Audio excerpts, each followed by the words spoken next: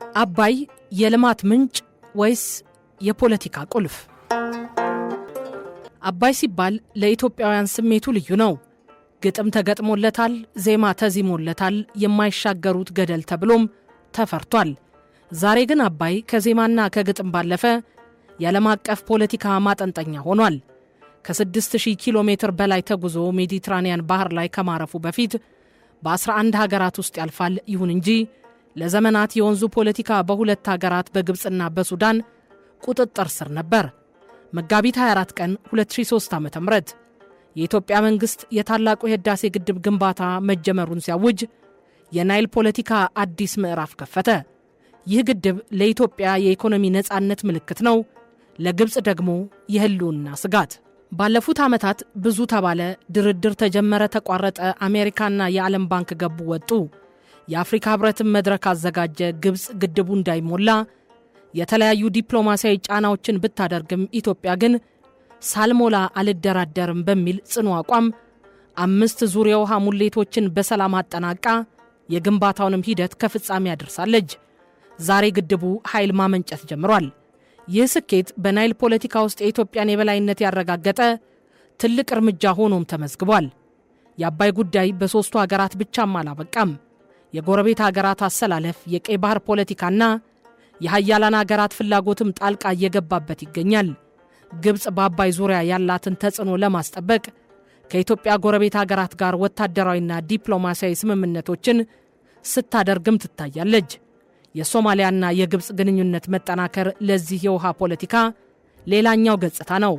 ኢትዮጵያ በበኩሏ የናይል ተፋሰስ የትብብር ማዕቀፍ ወይም ሲኤፍኤ ተግባራዊ እንዲሆንና ወንዙ የትብብር እንጂ የጦርነት መንስኤ እንዳይሆን ትጥራለች። አባይና አዲሱ የኃይል ሚዛን። ወሰን ተሻጋሪ ወንዞች በተፈጥሯቸው የሀገራትን ወሰን አያውቁም። ነገር ግን ባያውቁም ለሀገራትና ሕዝቦች ካላቸው ኢኮኖሚያዊ፣ ማኅበራዊና ባህላዊ እንዲሁም ፖለቲካዊ ጥቅም አኳያ በሀገራት የኢኮኖሚ የፖለቲካና ውጭ ጉዳይ ፖሊሲ ዋና አካል ይሆናሉ። በዚህም ምክንያት የተማረው ዓለም በእንደዚህ አይነት ወሰን ተሻጋሪ ወንዞች ባህሪ ላይ ጫፍና ጫፍ የቆመ አቋም አላቸው። አንዳንዶቹ ለግጭትና ለጦርነት መሠረቶች፣ መሳሪያዎችና ምክንያቶች ናቸው ሲሉ፣ ሌሎች ደግሞ ወሰን ተሻጋሪ ወንዞች በሀገራት መካከል ግጭት መቀነሻና የትብብርና አንድነት ማቀጣጠያ መሠረቶች ናቸው ይላሉ። ወሰን ተሻጋሪ ወንዞች የግጭት ምንጭ ወይም ምክንያት እንዲሁም የትብብር መሠረት ሊሆኑ ይችላሉ። ዋናውና ትልቁ ቁም ነገር በሀገራት መካከል ላይ ያለ ታሪካዊ ግንኙነት፣ የአቅም ሚዛን፣ የኢኮኖሚ እድገት፣ ማኅበራዊና ባህላዊ እንዲሁም ሃይማኖታዊ መስተጋብሮች እንዲሁም የአገዛዝ አይነቶችና የመንግስታት ባህሪ ዋና ዋና ጉዳዮችና ተጽዕኖ አሳዳሪ ነገሮች ናቸው። ከዚህ አንጻር ወሰን ተሻጋሪ ወንዞችን ስንመረምር ኤፍራጥስ፣ ጤግሮስ፣ ዮርዳኖስ እንዲሁም አባይ፣ ናይል ከትብብር ይልቅ ለግጭት ቅርቦች ናቸው። የአባይ ውዝግብ መነሻውም ዛሬ የተገነባው ግድብ ሳይሆን ከዛሬ አንድ ክፍለ ዘመን በፊት የተዘራው የብቸኛ ተጠቃሚነት ዘር ነው። የኢትዮጵያ ተጠቃሚነት ለምን ዓለም አቀፍ አጀንዳ ሆነ ግን ትልቁ ጥያቄ ነው። የኢትዮጵያ ተጠቃሚነት አከራካሪ የሆነውም አንደኛ የቀጠናው የበላይነት ወይም ሪጂናል ሃጂሞኒ ሽግግር ነው።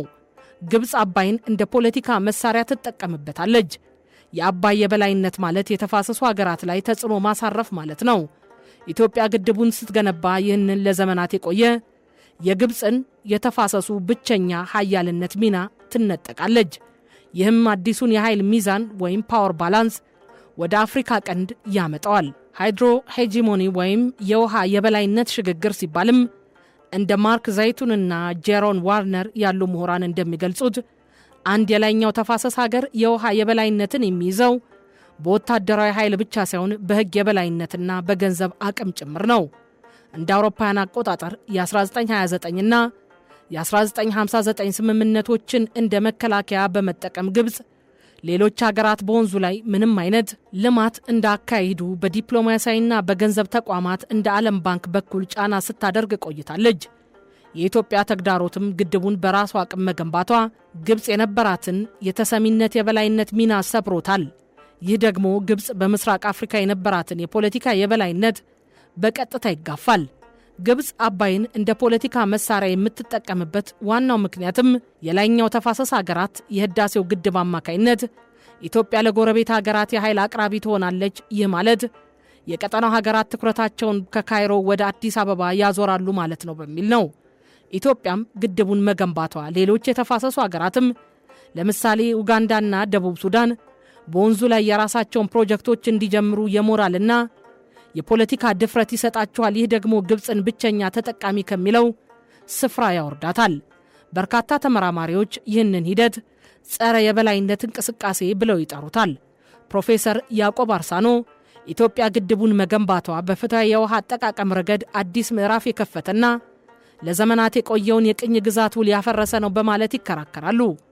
አና ካስካው የተባለች ምሁር እንደምትገልጸው ግብጽ ቀደም ሲል የነበራት የበላይነት 4 ምሰሶች ቁሳዊ ኃይል፣ የአቅም የበላይነት፣ የህግ የበላይነትና የሐሳብ የበላይነት ነበሩ። ኢትዮጵያ ግድቡን በመገንባቷ እነዚህን 4ቱን ምሰሶች በአንድ ጊዜ ተፈታትናቸዋለች ትላለች። የኃይል ሚዛኑ ሽግግር የሚለካውም በውሃ ፍሰት ብቻ ሳይሆን በፖለቲካዊ ተሰሚነት ነው። ኢትዮጵያ ግድቡን በማጠናቀቋ ግብጽ በምስራቅ አፍሪካ ጉዳዮች ላይ የነበራት ተሰሚነት ይቀንሳል። ይህ ለውጥ ኢትዮጵያን የቀጠናው የኢኮኖሚና የፖለቲካ ማዕከል እንድትሆን ትልቅ በርም ይከፍታል። የታላቁ የህዳሴ ግድብ መጠናቀቅ ከግብጽ ባለፈ በሱዳንና በሌሎች አባይ ተፋሰስ ሀገራት ላይ የሚያመጣው ተጽዕኖ ከባለቤትነት ይልቅ ወደ ጥቅምና ትስስር ያዘነበለ ነው። ይህ ለውጥ ቀጠናዊ ጂኦፖለቲካውን በ3 ዋና ዋና ዘርፎች እንዲታይ ያደርገዋል።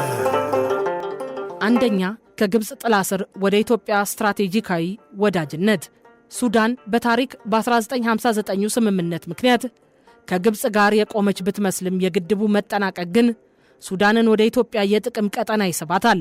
ሱዳን በየዓመቱ በከፍተኛ ጎርፍ ትጠቃ ነበር። ግድቡ የውሃውን ፍሰት ስለሚቆጣጠር ሱዳን ዓመቱን ሙሉ ግብርና እንድታካሄድና የሮዛሬስ ግድቧን አቅም እንድታሳድግ ይረዳታል።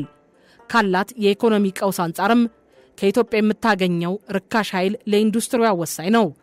የሁለቱ ሀገራት ማለትም የኢትዮጵያና ግብጽ መገናኛ በመሆኗም ግድቡ በሱዳን ላይ የነበረውን የግብጽን ፍጹም ተጽዕኖ ይሸረሽረዋል።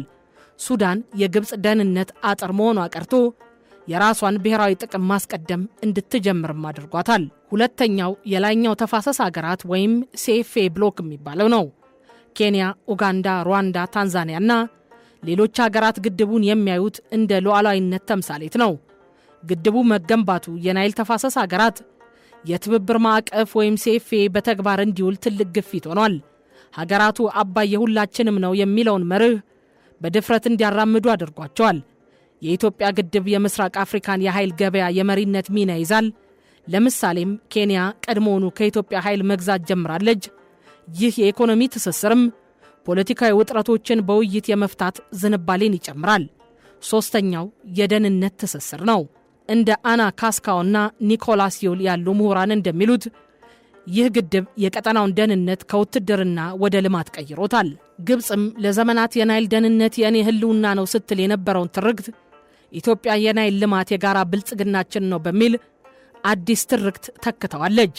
የቀጠናው ሀገራት ቀደም ሲል ለደህንነት ድጋፍ ወደ ካይሮ ያዩ የነበረውን አሁን ለኢኮኖሚና ለኃይል አቅርቦት ወደ አዲስ አበባ ማየት ጀምረዋል።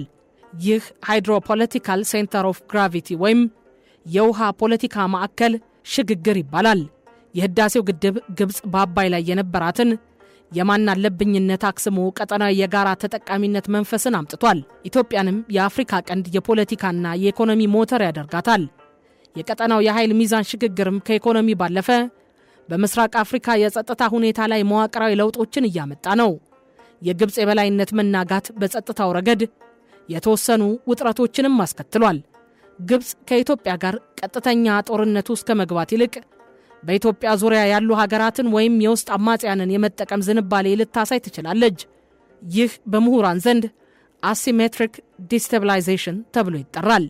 ለምሳሌ ከሶማሊያ ጋር የሚደረጉ ወታደራዊ ስምምነቶች የዚህ አካል ተደርገው ይታያሉ። ሱዳን ውስጥ ያለው የእርስ በርስ ጦርነት የግድቡን የደህንነት ትብብር ሊያስተጓጉል ይችላል። ሱዳን ደካማ ስትሆን ግብጽ ግዛቷን ለኢትዮጵያ ጫና ማሳደሪያነት የመጠቀም ዕድሏም ይጨምራል። የአባይ ጉዳይ አሁን ከቀይ ባህር ደህንነት ጋርም ተሳስሯል። ግብጽ በአፍሪካ ቀንድ ያላትን ተጽዕኖ ለማስቀጠል የምታደርገው ጥረትም ከኢትዮጵያ የባህር በር ፍላጎት ጋር ሲጋጭ ቀጠናዊ የጦርነት ስጋት ሊፈጥር ይችላል። በሌላ በኩል የግድቡ መጠናቀቅ አዲስ አይነት የሰላም መሰረት የመጣል አቅምም አለው። የሊበራሊዝም ምሁራን እንደሚከራከሩት ሀገራት በኢኮኖሚ በተለይ በኃይል ሲተሳሰሩ ጦርነት ውስጥ የመግባት እድላቸው ይቀንሳል። ኢትዮጵያ ለሱዳን፣ ለኬንያ፣ ለጅቡቲና ለደቡብ ሱዳን የኃይል አከርካሪ ስትሆን እነዚህ ሀገራት የኢትዮጵያን ሰላም የመጠበቅ ተፈጥሯዊ ፍላጎት ይኖራቸዋል። የግድቡ ደህንነት ለሱዳን ግድቦችም ወሳኝ በመሆኑ ወደፊት በሁለቱ ሀገራት መካከል የጋራ የድንበርና የውሃ ደህንነት ግብረ ኃይል ለመፍጠር እድል ይሰጣል። ግድቡ በዓለም አቀፍ ደረጃ በተባበሩት መንግስታት ሳይሆን በአፍሪካ ህብረት በኩል እንዲታይ መደረጉም ቀጠናው የራሱን ችግር በራሱ የመፍታት አቅሙን እንዲያሳድግ ረድቶታል። ምሁራን የአባይን ጉዳይም በሁለት መንገድ ያዩታል። ጉዳዩን የህልውና ስጋትና የልማት በማድረግ ግብፅ አሁንም አባይን እንደ ብሔራዊ ደህንነት ስጋት በማቅረብ ወታደራዊ አማራጮችን በጠረጴዛ ዙሪያ ታስቀምጣለች። አሊያም ኢትዮጵያ ደግሞ ጉዳዩን ከጦርነት አውጥታ ወደ ድህነትን መዋጋትና ልማት ቀይራዋለች።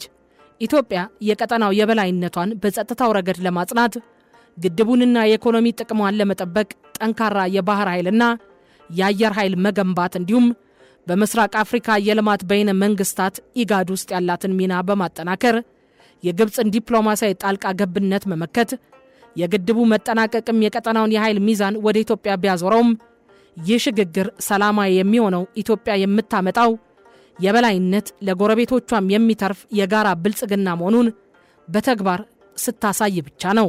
ግድቡ የግንባታ ውጤት ብቻም ሳይሆን ጂኦፖለቲካዊ አቅጣጫ መለወጫም ነው። ኢትዮጵያ የወሰደችው እርምጃ ሌሎች የላይኛው ተፋሰስ ሀገራት እንደ ኡጋንዳ፣ ኬንያ፣ ታንዛኒያ እኛም የመጠቀም መብት አለን ብለው እንዲነሱ አድርጓቸዋል። ይህ ደግሞ በቅኝ ግዛት የተመሰረተውን ስምምነት ለዘላለም የሚሰብር ነው። ግድቡን በገዛ አቅሟ መገንባቷም ዓለም አቀፍ የገንዘብ ተቋማት በግብፅ ጫና ምክንያት የከለከሏትን ፋይናንስ በሀገር በቀል አቅም መተካት እንደምትችል አሳይታለች። ይህ ደግሞ ለአፍሪካ ሀገራት አዲስ የሉዓላዊነት ትምህርት ነው። የአባይ ውዝግብ ዛሬም ነገም የሚቀጥል የዲፕሎማሲ ፍልሚያ ነው። የኢትዮጵያ መከራከሪያ ፍትሃዊ የውሃ አጠቃቀም ሲሆን የግብፅ ደግሞ ያለኝን ድርሻ አልለቅም የሚል ነው። መፍትሄው የሚገኘው አንዱ አሸንፎ አንዱ በሚሸነፍበት ሳይሆን አባይን ለጋራ ልማትና ለቀጠናዊ ትስስር በመጠቀም ብቻ ነው። ብዙ ተንታኞች የወደፊቱ ጦርነት በውሃ ምክንያት ይሆናል ቢሉም የውሃ ፖለቲካ ሌላኛው ገጽታ ግን ትብብር ነው። ውሃ ሀገራትን ሊያጋጭ እንደሚችል ሁሉ በጋራ ለማልማት ካለ ፍላጎት የተነሳ የኢኮኖሚ ትስስር ሊፈጥር ይችላል።